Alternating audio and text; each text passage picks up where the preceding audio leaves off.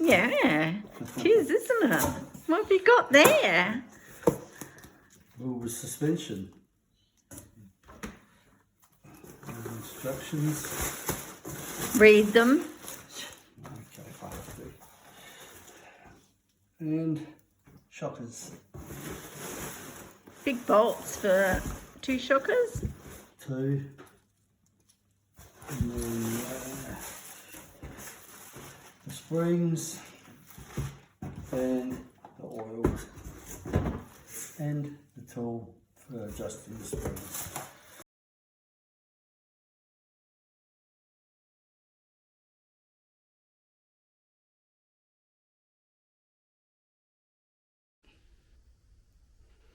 Okay, so today I'm fitting the Wilbers kit. I'm going to fit the rear today and the fronts I'll do next week as I need a bit of help with that. As you can see, the bike's up on the hoist, jacked up under the chassis rail at the back and one up under the diff so I can regulate the height to line up the springs. Alright, so quite basically the old spring and shock. You need to undo that bolt and those 2 in there, loosen off the shockers top and bottom, and already out. Okay, so loosen off the top and bottom bolt first, undo the banjo bolt for your pipe, and then sit the shocker in, bolt it up, not tight, up to the bottom bracket first before you sit the bracket in there. Do it on the bench. Do the top one up, not tight. Okay, so it's still loose. Now I've just got to adjust the height so I can locate those bolts there. I have got raised rear. I may have to put the standard plates back in. I shall see in a minute. So difference in the shock, as you can see, the spring's a lot longer than what the originals are. I'm gathering that's where they give you all the suspension travelling. It springs are further apart, which softens it, and the nitrogen filled. So I'm guessing, I don't know 100%. Only problem I really found, and it's not really a problem, I think when the shocker's in there, is that the actual adjuster is on the top of the shocker. Would have been easier if it was at the bottom, but Wilbur said no, it has to go at the top. And you'll see I left the plate on that, and the plate's left on because the bolt actually goes hard up against the chassis rail at the back. Okay, so you need to just loosen that bolt, pull the whole lot out in one, alright, and then assemble it back up on the bench as it is, but don't do it up tight. Okay, finished. All 3 bolts back in, top and bottom shocker bolt tight.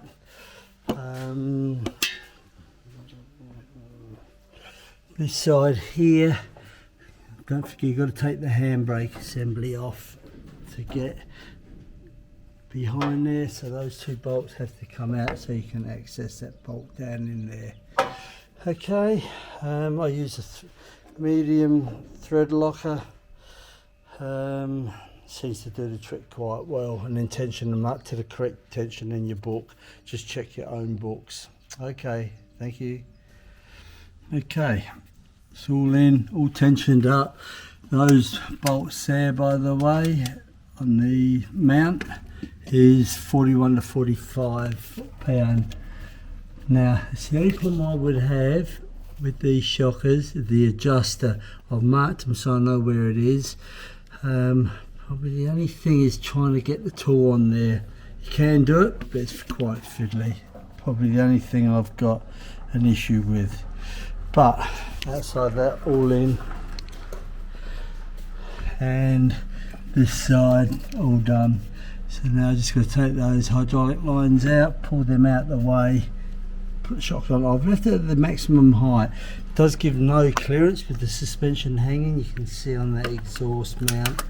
I'm going to try and get a light in there. You can see with that there's no clearance between the chassis and exhaust. But that's the suspension hanging. Once the weight's on it, I'm hoping it'll clear it. Very little there, as you can see.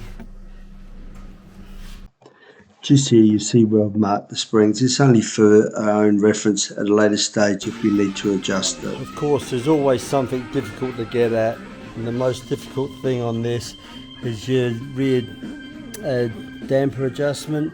Is that bolt down in there. Okay, so quite easily, of course I don't give you a lot of room, I pulled that up out the way. Then I cut down a 4mm Allen key, just put it into a 4mm socket on a quarter drive, and that just fits in under there. Okay, so that's pretty much the rear suspension done. I'll be tackling the front in a minute.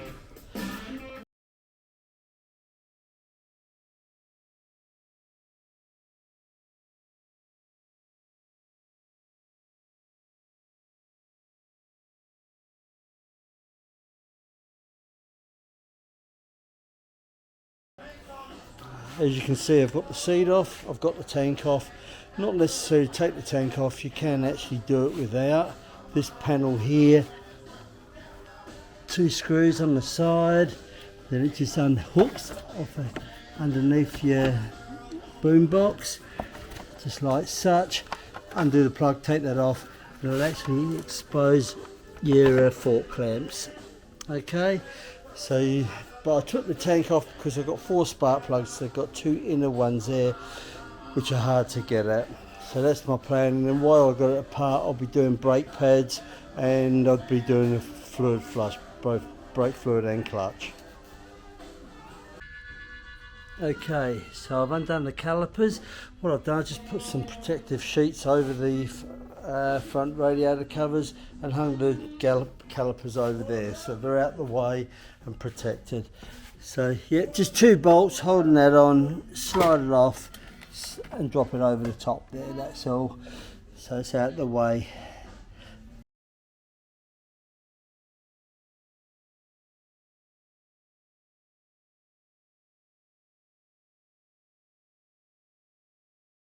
So we've got it this far. In case I'm doing the triple clamps, that top bolt there, and then those 2 down there. I took the steering damper just out the way to give me more room. You can leave your fork shields on there. So once you've undone those, you just pivot it around to slide it straight off. Okay, so this is the fork leg. Just as well, I took this one out, she's leaking, so needed to be attended to. So happy with that. Okay then.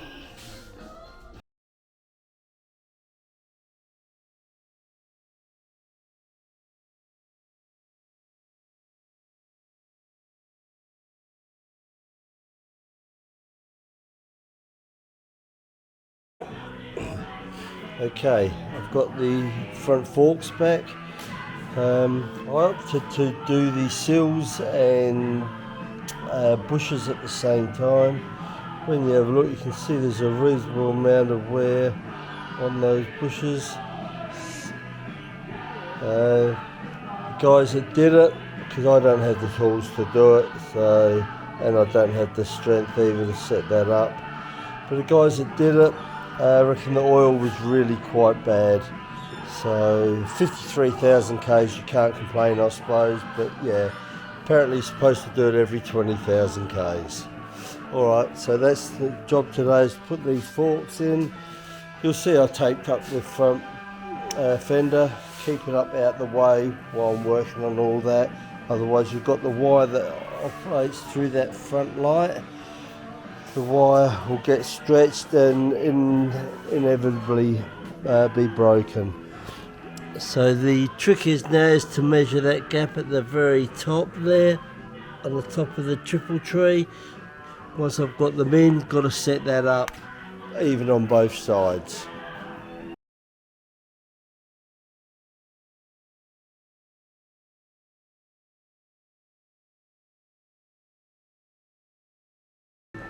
So quite basically, once you've got the forks in, all lined up, it should, by rights, go in. The axle should slide in with no effort. Okay, so which that does nicely. Okay.